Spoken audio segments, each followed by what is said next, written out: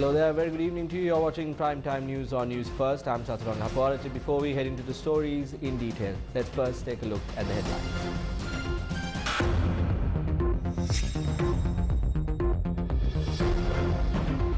Controlled price on rice removed. Dudley Sirisena announces the new price of rice. Nadu Sillera Miller, Rupial Ecasia Pahalokut, Samba Sillera Miller, Ecasia Hataliakut, Kiri Samba, Purima Sillera Miller, Ecasia Hatapak Pase, Gunat Makabaven, Hadapu, Usasmatate, Halo Milaganoye. Government will intervene if the prices of rice are unfair. A statement from State Minister Lasantha Alagiavanna.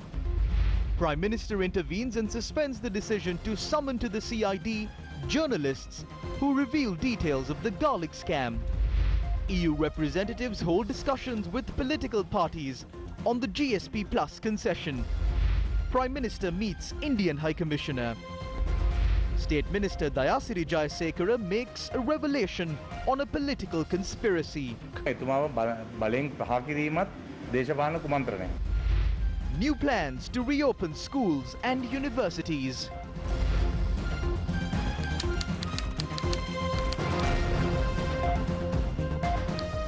On to those stories in detail now. We know yesterday that the government decided to take back a gazette that was issued with regard to the rice price. After the government withdrew the maximum price imposed, large-scale mill owners announced the new retail prices of rice today. On the 2nd of September, an extraordinary gazette notification was issued by the chairman of the Consumer Affairs Authority. According to the gazette, the maximum prices for a kilo of kiri samba and nadu was set at 125 rupees, 103 rupees and 98 rupees respectively. However, with stocks of rice becoming scarce in the market, the cabinet decided to remove the maximum price imposed on rice. With the announcement of this decision, large-scale rice mill owners, including Dudley Sirisena, Mitrapala Lankeshwara and Menaka Gamlat, convened a media briefing this evening and announced the new prices of rice. The government yesterday approved a decision that will protect the consumers, farmers as well as businessmen. As the main rice producers in the country, we will issue our stocks of rice to the market with a sticker. No one has to purchase rice higher than the price mentioned on that sticker. The price mentioned on these stickers are lower than the current prices of rice in the market. From what we discussed so far, 1 kilogram of nadu rice will be sold at 115 rupees, samba rice at 140 rupees and kiri samba rice at 165 rupees. These prices are for rice that is of high quality. Apart from these, there are several other varieties of rice available in the market at a lower price.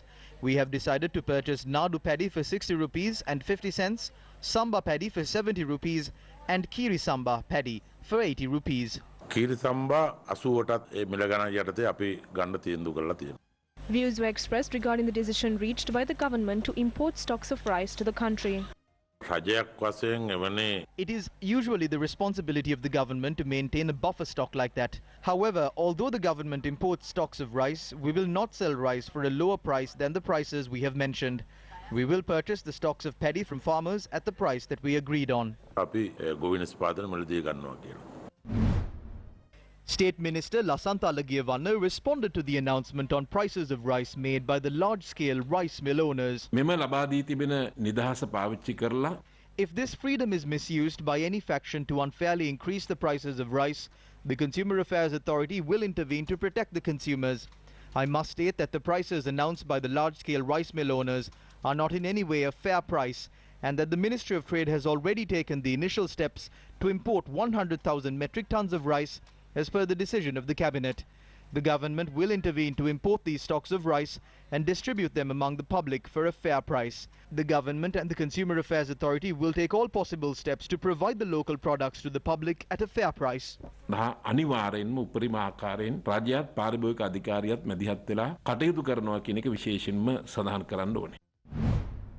State Minister Lasantha Alagiavanna clarified the reasons behind the government's decision to remove the control price on rice. එතකොට මේ ලක්ෂ්‍ය ආනයනය කිරීම වෙන්නේ කාබනික පොහොරෙන් හදපු ඒවාද නැත්නම් ඒ ගැන පොඩ්ඩක් විස්තර කරන්න පුළුවන්ද එමත්? All food imported to the country is subject to the control of the food controllers' inspections. So all of the rice that is being imported will be healthy. The Ministry of Trade will be coordinating the import of this stock of rice. Also, I believe that this will be carried out as a government-to-government deal. The Trade Ministry is coordinating with the government of India and Burma on this matter. You all are doing is first you all create a price control and then create a black market. You try to import and withdraw the price control. This is something you all have created, and now you are trying to kind of solve this problem, a problem created by the government. We are doing all of this to protect the consumer. We must also protect the farmers and all other stakeholders. We are not creating a shortage and taking these decisions.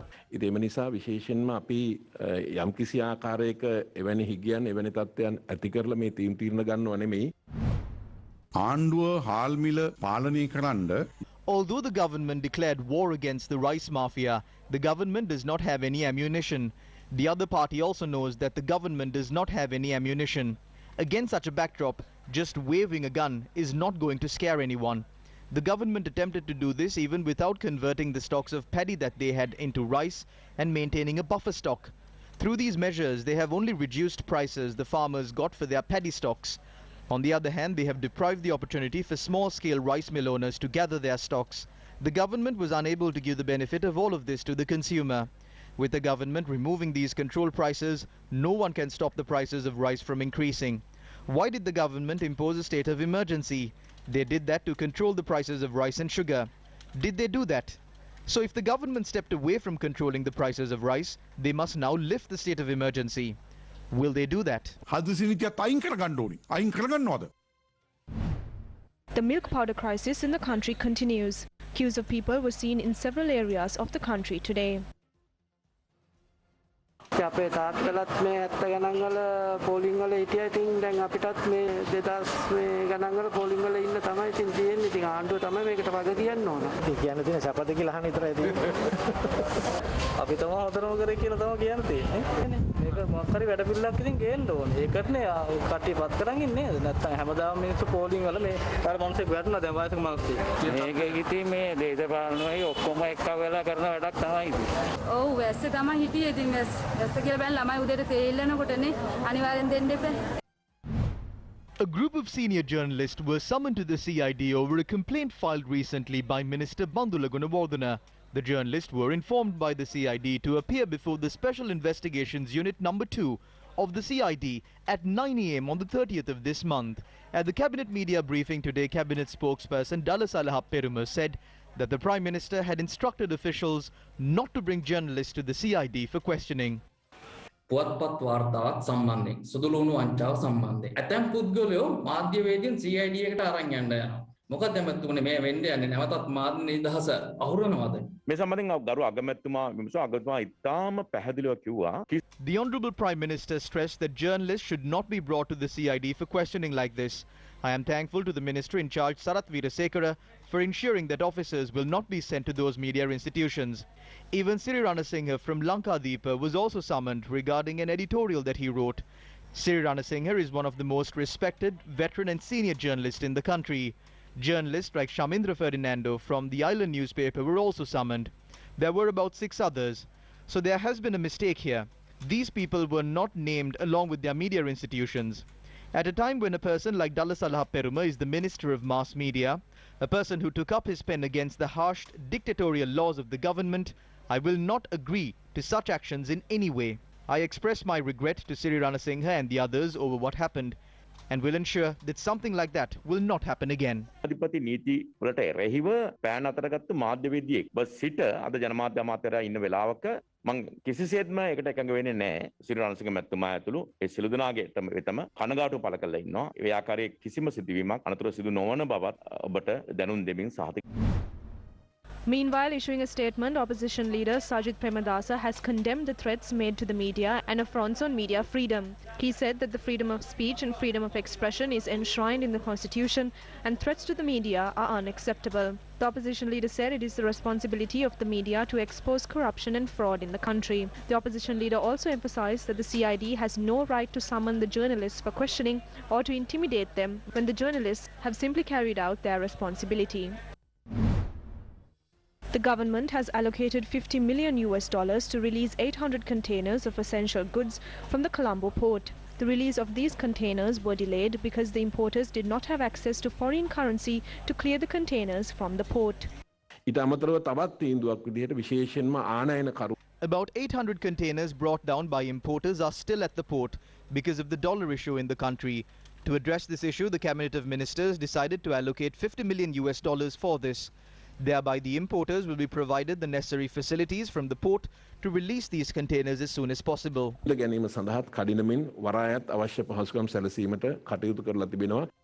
Meanwhile, the central bank states that there is a drop in the amount of revenue brought in by investors to the country.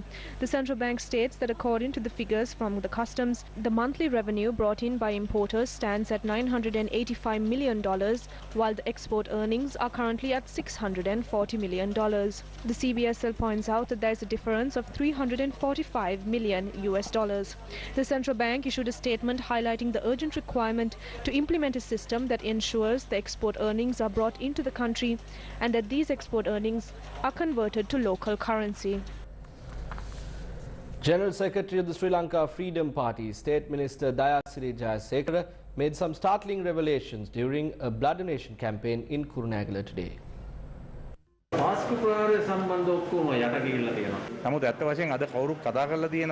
Is anyone talking about who took the motherboard of the phone used by Zahran?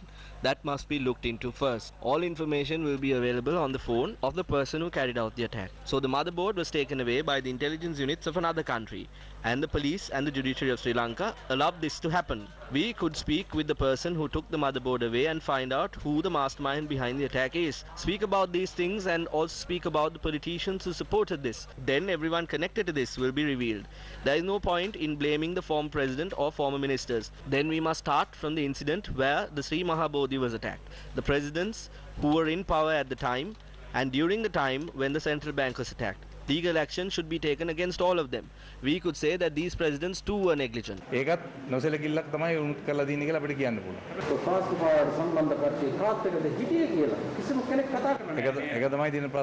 That is the issue. No one is speaking about this. When a person speaks about this, they are attacked politically. All of us know that there is an effort to corner President Maithripala Sirisena. Also, there is a political conspiracy to remove him from power.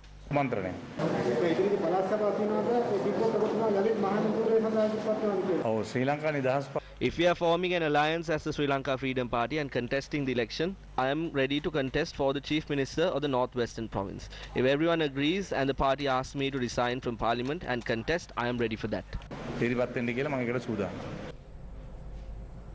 Still in local news, the government's move to hand over 40% of the Yugadanavi power plant in Kerolapitiya and the supply of LNG to an American company is a subject of much controversy.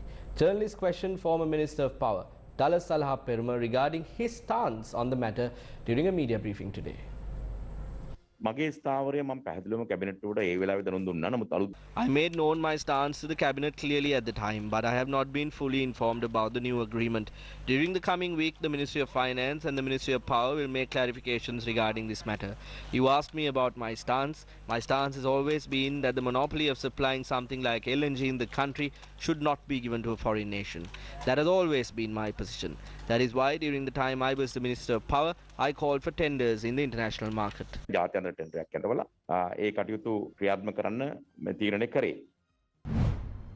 A group led by a Chinese national closed down a walking path in Colombo Fort today.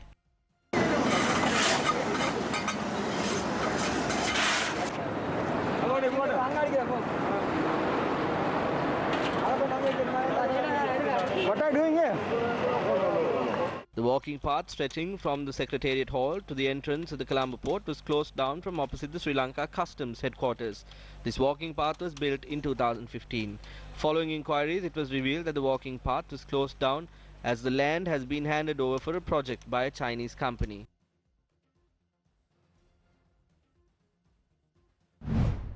The export sector, including apparels, is one of the main modes of foreign exchange flowing into Sri Lanka. Under the GSP Plus concessions, about 45% of the apparel exports of Sri Lanka were sent to the European Union. The exports were valued at $2.7 billion. $2.2 billion worth of apparels were exported to the EU last year. However, the European Parliament approved a proposal to consider revoking the GSP Plus concessions from Sri Lanka, citing the deteriorating standards of human rights in the country. 5 representatives of the European Union are in Sri Lanka to assess on if Sri Lanka should continue to receive the GSP Plus concessions. They will present a detailed report to the European Parliament next year. The group of EU representatives met with a group including leader of the Muslim Congress, Rauf Hakim, today. The delegation met with us and inquired on our stance regarding the misuse of emergency regulations. Also, we spoke to them about the arrest of political opponents under the Prevention of Terrorism Act and how attorneys like Hijaz Hizbullah, who are strong proponents of human rights, have been jailed under this act for a long time. We also spoke to them about the prolonged detention of a poet named Anas Nazib. We also apprised them of how the quarantine regulations were used to suppress various protests and how the filing of cases against the perpetrators of the April 21st attacks were politicized. We expressed our deep regret on the fact that this government is not taking true, realistic steps. We stressed that this Prevention of Terrorism Act should be abolished completely and that we are against the steps that are being taken by the government to make temporary changes to this as a solution to the issue. යම් යම් විසඳුම් හැටියට පැලස්තර ඇලවීමේ ක්‍රියාමාර්ගයක් හැටියට නොයෙකුත් ක්‍රියාදාමයන් කරන්න මේ රජය දැන් ලැහැස්ති වෙනවා ඒවට අපි විරුද්ධ වෙනවා කියන එකත් අපි තාම පැහැදිලිව කියා සිටියා. Prime Minister Mahinda Rajapaksa met the Indian High Commissioner Gopal Bagle today. The Indian High Commission on Twitter said several issues of mutual interest were discussed during the meeting. However, neither of the sides had made details of the discussion public.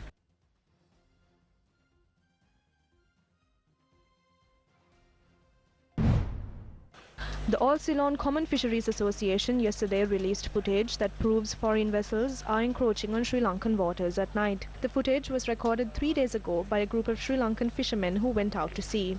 The fishing community in Vadamarachi, Point Pedro, today alleged that the Indian fishing vessels had destroyed their fishing gear. They said that their fishing nets were cut off during the past few days. These are fishing nets that were destroyed by Indian fishing vessels. Despite engaging in various demonstrations, we have not been provided with a solution yet. Although we call these RCs, it doesn't seem like that. They destroy our fishing gear and take away our possessions. Although we set out to sea, we do not earn enough from that. How are we supposed to make ends meet? Indian vessels fish in our seas, and we think Sri Lankan authorities have permitted this. Although we set out to sea, we do not earn enough from that. How are we supposed to make ends meet? Indian vessels fish in our seas, and we think Sri Lankan authorities have permitted this. This is an issue our fishing community is facing. They use a method called bottom trawling. It is done by tying nets to rails and putting them on the seabed to catch fish. They are doing this in the open. What power does India have over our authorities? Either in India's eyes we are helpless, or the Minister of Fisheries has struck a deal with India. We would like to tell the government to immediately implement a plan to protect the fishing communities of Sri Lanka. We cross over to a quick commercial break. More news on the other side. Do your online shopping with Sambole.lk. Home delivery and pickup now available. Sambole.lk. Welcome back. A tense situation arose at the Colombo Municipal Council after an official at the CMC was allegedly threatened by another councillor. The incident has transpired after a resolution was moved by the Mayor of Colombo, Rosi Senanayaka, to provide dry ration packets to workers at the CMC during the quarantine curfew period that is currently in effect. While the members of the council had approved this move at the Finance Committee of the council, the officials claimed that the council does not have the required funds to initiate this project. After a debate ensued regarding the project last Friday, the municipal treasurer has lodged a complaint at the Cinnamon Gardens police that SLFP council member Ramsey Tony had threatened her. There was a meeting at the governor's office regarding the dry ration matter on Friday. I informed the councillor about certain matters discussed at the meeting. When I returned, this councillor had been waiting for me at my office.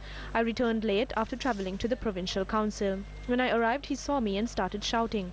I went to my seat. He was in front of me and he threatened me. He questioned why we were not allowing the food to be purchased. He said that they would raid the office. For my security, I lodged a complaint with the police.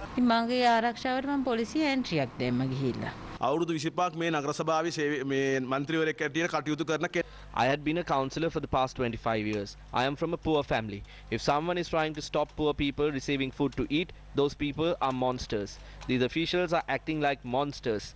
We have had no issue with these people in the past. We have worked cordially with the municipal treasurer.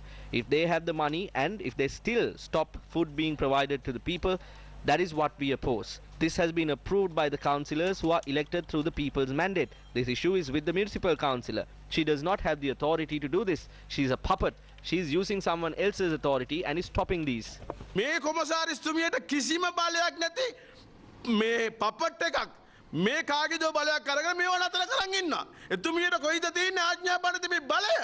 SLFP councillor had been summoned by the Cinnamon Garden police and he had been produced before the Fourth Magistrate. Members of the council engaged in a protest opposite the Colombo Town Hall in support of the municipal council's treasurer and demanded that bail not be granted to the councillor.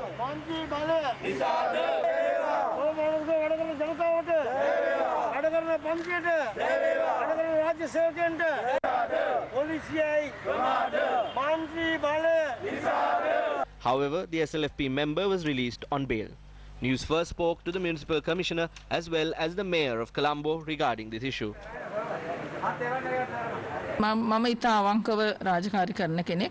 I carry out my duties sincerely. Neither have I stolen a single penny from this municipal council, nor have I made any losses. However, several people become unhappy and dissatisfied when I take action against all the fraud and corruption that happens. But we know what our duties are, and if any officer is involved in any sort of fraudulent act, then actions can be taken against them, and there is nothing wrong with that. It is the same scenario everywhere. If a person is caught involved in some fraudulent act, then they have to face the outcomes as well. However, no matter what happens, we will carry out our duties. ගැටලුවලට මුහුණ දෙන්න වෙනවා. නමුත් එහෙම වුණා කියලා අපේ රාජකාරිය අපි අතපසු කරන්නේ. කොළඹ නගර සභාවේ සේවක සේවිකාවන් ඇතුළු කොළඹ මහනගර සභා සීමාව තුළ කොළඹ මහනගර සභාවට බදු ගෙවන. I believe that we should spend money on the survival of the people before we focus on developing materialistic resources. We also have to safeguard the lives of those who serve the municipal council. If we cannot help our staff make ends meet, especially at a time when they are in distress owing to the pandemic and are helpless when they have to quarantine at their homes and struggle to obtain medicine and other necessities, what is the point? That is why I made sure that this proposal was passed. 5 of those matters listed in the proposal were passed, but it was clear that the officers were reluctant to implement one of them. It was clear that there was a tug of war because this proposal was passed on the 23rd of last month and today is the 28th of September. And we have failed to implement this proposal. We are set to receive funds of more than 3 billion rupees from the provincial council. The commissioner and the treasurer are responsible for obtaining that money. It was because of this tug of war that a member of the Sri Lanka Freedom Party launched a satyagraha. The state officers do not understand this, but politicians know that we are answerable to the general public. රාජ්‍ය නිලධාරීන්ට ඔක තේරෙන්නේ නැහැ. නමුත් මේ දේශපාලනය කරන අපිට දැනෙනවා. අපි මේ මහ ජනතාවට උත්තර බැඳිය යුතුයි.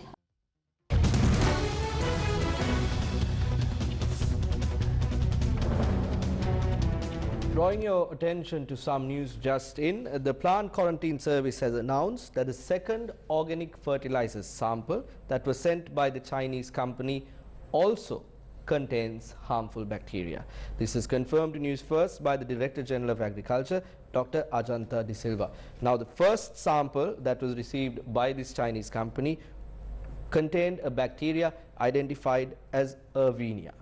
The Plant Quarantine Service has announced that the second organic fertilizer sample that was sent by the Chinese company also contains a harmful bacteria.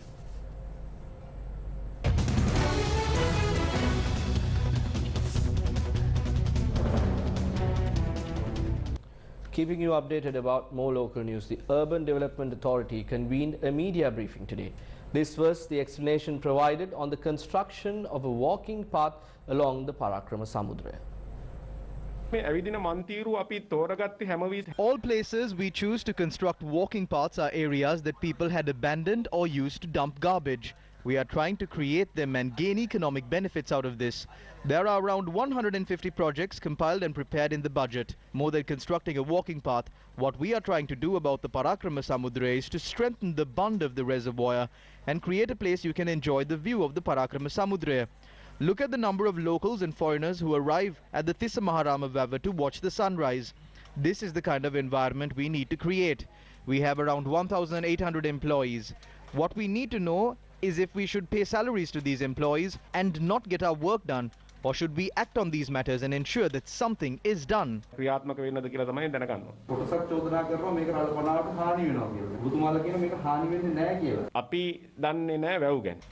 about the Vavas. Just like how the UDA is entrusted with preparing plans to develop urban areas, the irrigation department has the know-how about the Vava.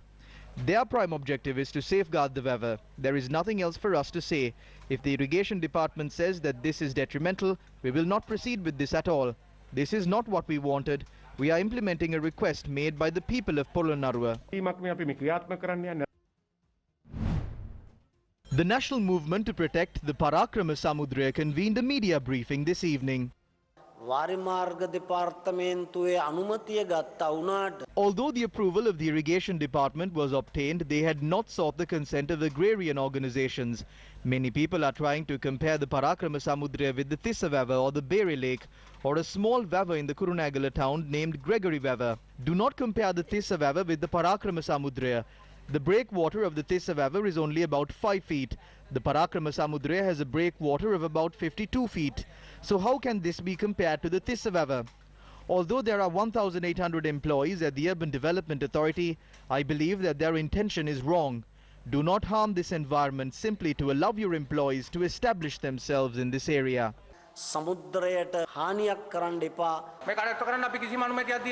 We have not given them any permission to do this. Also, the irrigation department has violated the constitution. They have violated the fundamental rights of farmers, including the right to live. The National Environment Act, the Forest Ordinance and the Antiquities Ordinance have all been violated. The Mahasangha, along with farmers who arrived at the District Development Coordinating Committee meeting in Polonnaruwa, demanded for a written undertaking that the walking track will not be constructed. When the additional district secretary arrived at the location, the Mahasangha pointed out that a responsible official should come for discussions.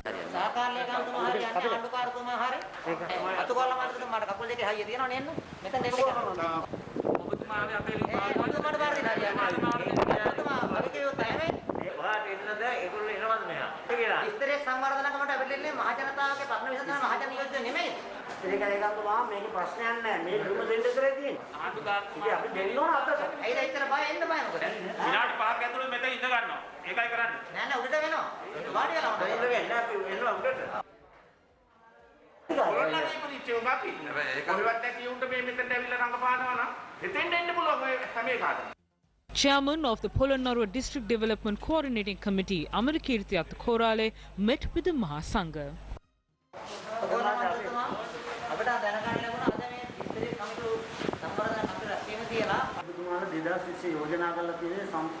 දිශාපති බංගලාව ගාවින් නම් ධර්මපාල වටරවුමට ඇවිල්ලා දකුණු අතට දිශාව.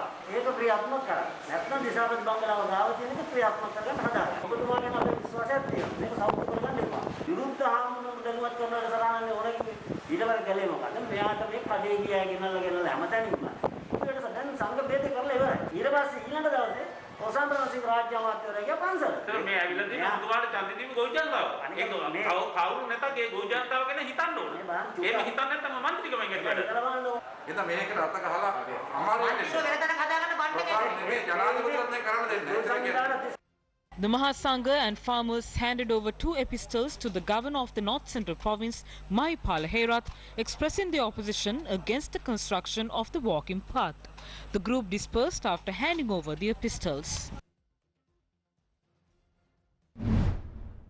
The private sector has been granted permission to remove the unnecessary sand, soil and other wastage in rivers as measures are taken to increase the capacity in Sri Lankan rivers. The Minister of Irrigation stated in a cabinet paper presented that this initiative gives an opportunity to refurbish the rivers of the country without incurring a cost. This initiative is to be taken place under the supervision of the Agrarian Development Department. While the debate is on whether or not to construct walking paths, what do the residents of the Kottapala village want? Their only request is for a road to travel on. This is a bridge located on the Kalalgoda Hittikanda road in Kottapala. It was constructed 8 years ago. However, it has been extremely difficult for the people to travel across this bridge. This is due to the dilapidated state of the road on either side of the bridge that was constructed recently.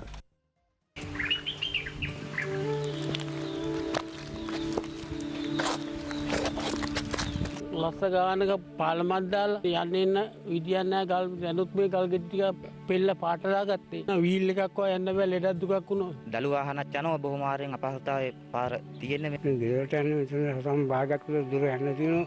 එකක් තියාගන්න බෑ බොහොම අමාරුවෙන් යන්නේ. පින්සිල් දෙනවා මාතේ මේක කොමාරි අපිට ආරෝධ දුන්නා. The government explained the plan to reopen schools and universities today. How will schools be reopened? We have made arrangements to reopen schools in 4 phases. The first phase will be where classes from grade 1 to 5 will commence in schools with less than 200 students. The second phase will see the commencement of schools with students less than 200 students. The third phase is where ordinary and advanced level classes will begin. And finally, as the fourth phase, all schools in the country will reopen. We are hoping to reopen schools by the end of October. Will universities be reopened too? The government is hoping to conclude the vaccination program in this category by the end of October. Therefore, the UGC is hoping to resume sessions for 3rd and 4th year students at least by November. The UGC is hoping to release cut-off marks for those who sat for the advanced level examination in 2020 by the 2nd week of October. A special Newsfirst team travelled to Kottmale today to find out more details about the missing police officer who was on duty at the Kottmale police station. Suppaya Ilangovan, a police officer from Punduluaya, who was admitted to the Gampala hospital on the 8th of September at 6 a.m. after testing positive for COVID-19, mysteriously disappeared on the same day at 2:10 p.m.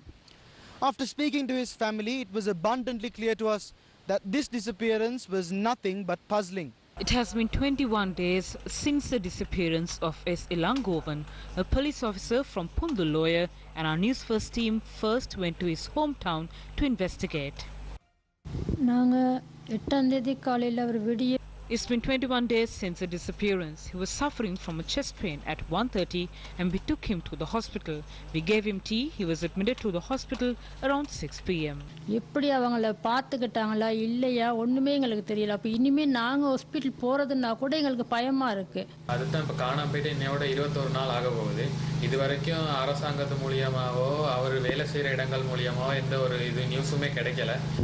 இந்த இதை பார்த்துட்டு சரி எங்களுக்கு கூடிய விரைவில் ஏதாவது ஒரு நல்ல செய்தியா கொண்டு வந்து தரணும். S. Ilangovan, the missing police officer who was 55 years of age, had been admitted to the Gampala hospital on the 8th of this month.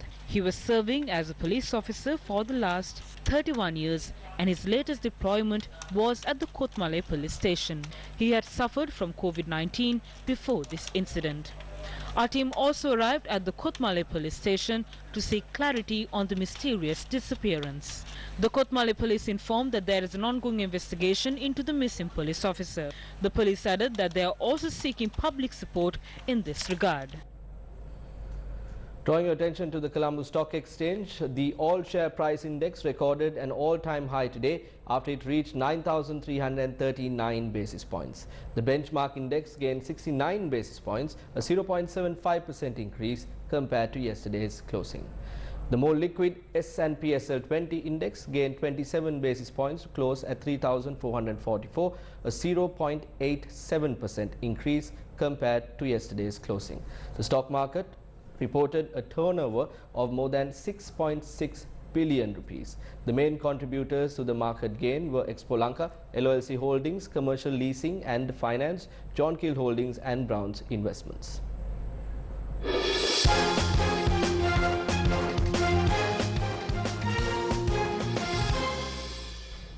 In your sports update, it is reported that the Jaffna Stallions, the first team to win the Lanka Premier League or the LPL cricket tournament, has been acquired by Sri Lankan-born businessman Aliraja Subhaskaran's Laika Mobile. The name and the logo of the team will change in the future with the change of ownership of the Jaffna Stallions team. The Jaffna Stallions official Facebook page and its previous owners left a message for the fans. It read, and I quote, "The bottom line is the lack of transparency and trust made it nearly impossible for us to operate. Yet we're still committed to keep going because we love Jaffna and the work we're doing in Sri Lanka is meaningful."